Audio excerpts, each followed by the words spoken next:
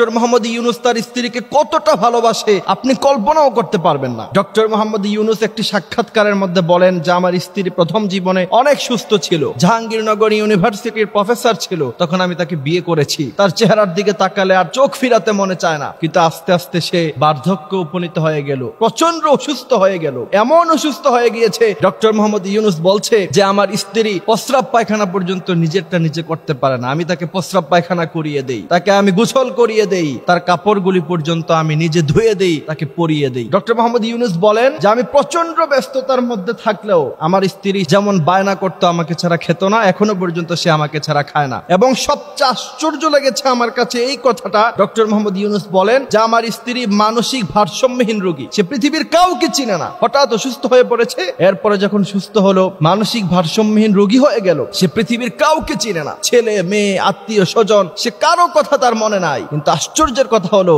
সে শুধুমাত্র গোটা পৃথিবীতে একমাত্র একজনকে চিনে, সেটা হচ্ছে আমি, তার স্বামী। একজন স্ত্রীকে একটা মানুষ কতটুকু ভালোবাসলে পরে মানসিক ভারসাম্যহীনতায়, এবং সে যখন প্রচন্ড অসুস্থ, সারা পৃথিবীর কাউকে যখন সে চিনে না, কিন্তু সে তার স্বামীকে চিনে, কতটুকু ভালোবাসলে পরে সে তার স্বামীকে চিনে, বুঝতে পারেন? ডক্টর মোহাম্মদ ইউনূস তার ব্যক্তিগত জীবন জানেন, সারা পৃথিবী তাকে চিনে, আমেরিকা যুক্তরাষ্ট্র থেকে শুরু করে জাপান, জার্মান, গোটা ওয়ার্ল্ডের যতগুলি ধনী রাষ্ট্র আছে সবাই তাকে সেলুট করে। এত বড় ব্যক্তি হওয়ার পরেও সে যদি তার স্ত্রীকে খাবার খাইয়ে দিতে পারে, সে যদি তার স্ত্রীকে গোসল করিয়ে দিতে পারে, আপনি কি কলিমুদ্দিন সলিমুদ্দিন হইছেন মিয়া? আপনি আপনার স্ত্রীকে ধমক ছাড়া কথাই বলে না, স্ত্রীর সাথে হাসি দিয়ে নরম ভাষায় কথা বলাকে বাঙালি জাতি মনে করে ওই পুরুষ মনে হয় কাপুরুষ, সেটা কাপুরুষ নয়। বিশ্ব নবীর ব্যাপারে হাদিস এসেছে, আম্মা জান আয়েশা রাদিয়াল্লাহু তাআলা আনহা বলছেন যে বিশ্ব নবী সাল্লাল্লাহু আলাইহি সাল্লাম ছিলেন পৃথিবীর মধ্যে সবচেয়ে রোমান্টিক স্বামী। সুবহানাল্লাহি ওয়া বিহামদিহি সুবহানাল্লাহিল আযীম। আম্মা জান আয়েশা বলছেন যুদ্ধের ময়দান থেকে বিশ্ব নবী ফিরলো, তিনি এসে বললেন আয়েশা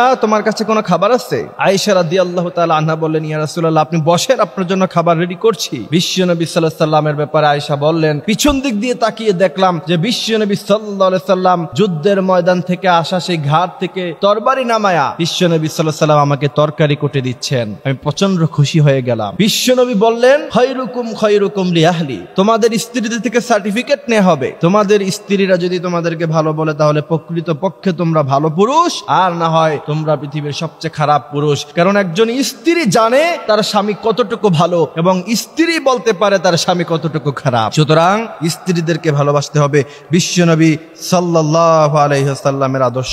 আজকে আমাদের সমাজ ব্যবস্থা হয়েছে এমন, স্ত্রীকে যদি কেউ একটু বেশি ভালোবাসা দেখাতে চায় বলে যে বউ পাগল। আমি বলি বউ পাগল হচ্ছে ওই সমস্ত ছেলেরা যারা চরিত্রবান হয়, যারা কখনো অন্য মেয়ের দিকে তাকায় না, অন্য মেয়ের সৌন্দর্য দেখে যারা আনন্দিত হয় না, তারাই তাদের স্ত্রীদের সৌন্দর্য দেখে সবচেয়ে বেশি আনন্দিত হয়। এই জন্য প্রিয় ভাইরা আমার, আল্লাহ পাক আমাদেরকে এই কথাগুলি বোঝার মানার তৌফিক দান করুক, আমিন।